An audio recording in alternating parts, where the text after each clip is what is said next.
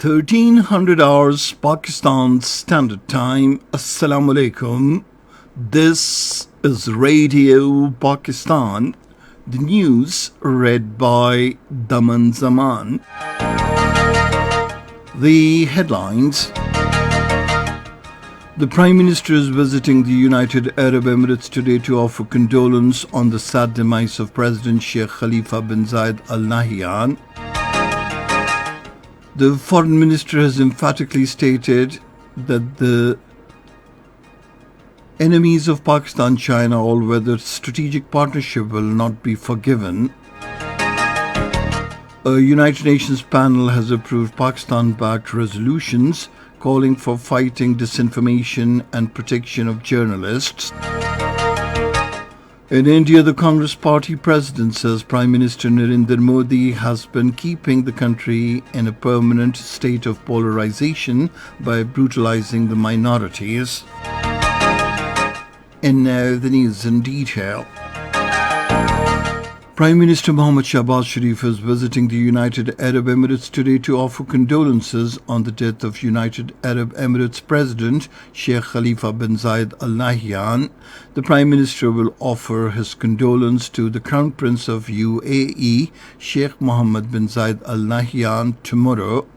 Earlier in a condolence message, the Prime Minister said Sheikh Zayed bin Sultan Al Nahyan laid the foundation of UAE Federation, whereas Sheikh Khalifa bin Zayed Al Nahyan strengthened it and gave it exemplary development.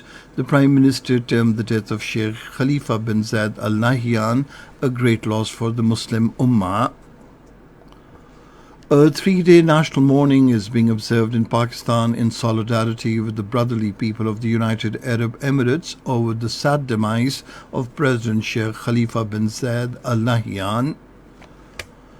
The Foreign Minister Bilawal Bhutto Zardari has emphatically stated that nobody will be allowed to harm the ironclad friendship between Pakistan and China.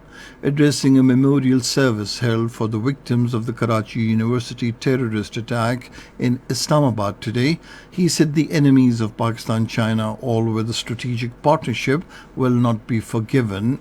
Expressing his anguish and shock over the Karachi incident in which 3 Chinese teachers were killed, Bilawal Bhutto Zardari said, "We will not rest till the perpetrators of this heinous act are given exemplary punishment." The Chinese Shahzad Pang Chan-Chu in her remarks stated that the Chinese killed in Karachi University attack were the cultural ambassadors of China in Pakistan, and their remarkable achievements will be written in the history of this friendship. She said, "We will work with Pakistan to conduct a thorough investigation into this incident to bring the perpetrators to justice." The Minister for Information and Broadcasting, Maryam Aurangzeb, says the government cannot allow the Pakistan Tehreek-e-Insaf to hold a public gathering at a privately owned property.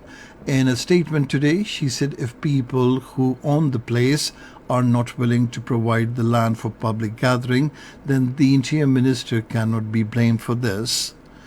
The Information Minister asked the Pakistan Tehreek-e-Insaf chief to respect the sentiments of the Christian community who own the land.